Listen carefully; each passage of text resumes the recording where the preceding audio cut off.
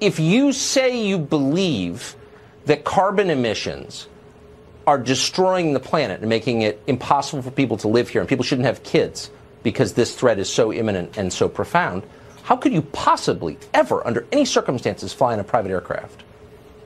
Yeah, Tucker, I've seen you make enough good arguments to not really think that you think that's a very strong one. Now, you know the numbers on carbon emissions per passenger, private versus commercial. There's almost nothing you can do short of starting a tire fire to cause a bigger carbon footprint than to fly private. You guys don't believe a word you say. You want to take over the U.S. economy so you can control it. Over 2 years, you don't believe it's an imminent crisis. Tucker, between 2017 and 2018, there was one 9-day spurt where Bernie Sanders went on a 9-day tour and took a private jet, and for the rest of the 2 years, he went commercial. So this is not a real issue. You don't believe this. But why would he ever do it at all? How many houses does he have? But he has, I don't know, how many does he have? He has one in Burlington. Okay, so what's your point? 3. Okay, so what's your point? My point is that if you believe that carbon emissions are destroying the Earth, that's too many houses, that's too much consumption, that's too much carbon. You lead by example. Why is it the people who are trying to control my life and tell me what I can do and can't do and how many kids I can have don't bother to restrain themselves? It's really simple. So you should walk to work. Should he walk from Vermont to D.C.? Yes, yes. Should he walk from Vermont to D.C.? Live by the standards. You just said yes, he should walk from Vermont to D.C.? That shows the BS argument that you just described. Yo, Tucker Carlson's face looks like he is in the middle of, like, I guess, pushing a turd out of his butt. Like, at all times. It looks like he's in the middle of doing that. His argument about Bernie Sanders, like, using jets while still promoting, as climate change, initiatives and platforms.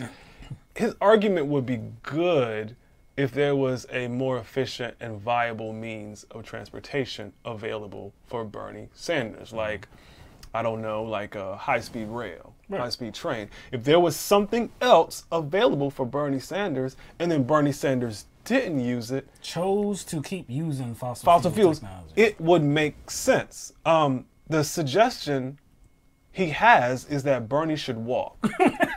From Vermont to D.C. From Vermont to D.C. But again, not just from Vermont to D.C., everywhere. Yes. Like, if his suggestion wasn't ridiculous, then we could take him seriously. But there's no way any politician or anyone of his stature can get around the country via walking. Like, what's next? What's next? Advising his entire campaign to use those, like, long stretch bicycles? Mm-hmm.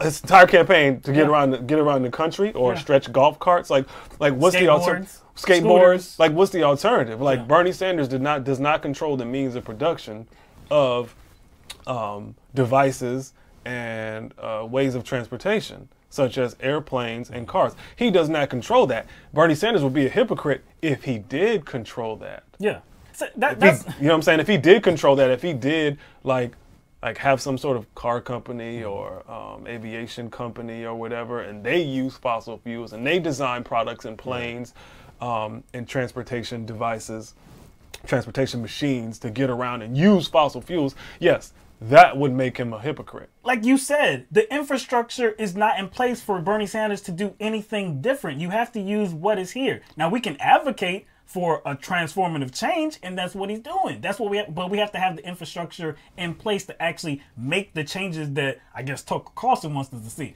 He points to how many houses does Bernie Sanders has. He had three houses. That's too many houses.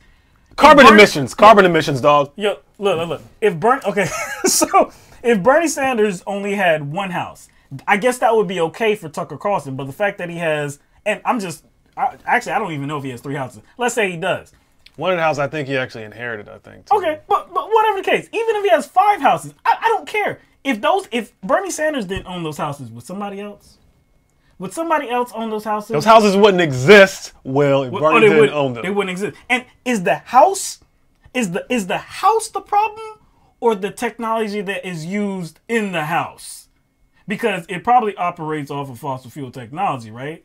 So to do something about that, we have to do something about that as a country. So what you're saying is Tucker Carlson was actually making a case for us to transition into a more renewable energy sources. Yeah, it does. He wants to be able to have all the kids he wants without people telling him what to do in his life. Criticize me. Don't criticize me and what I do in my life. I'm like, yo, dog, how did this become about Tucker Carlson and what he personally does and how many kids he has? How did this become about, you know, people trying to control his life down to that level? Again, that's projection, because that's what his side tries to do, especially dealing with like same-sex marriage, abortion, you know, transgender, bathrooms, all these different issues. They're the ones who are trying to control people's lives down to that like minute, I guess, issue, those minute issues. That's why this is not about individuals. Tucker Carlson, he's like, Bernie Sanders, no, since you believe in it, you do something. Don't make me do it and you're not doing it.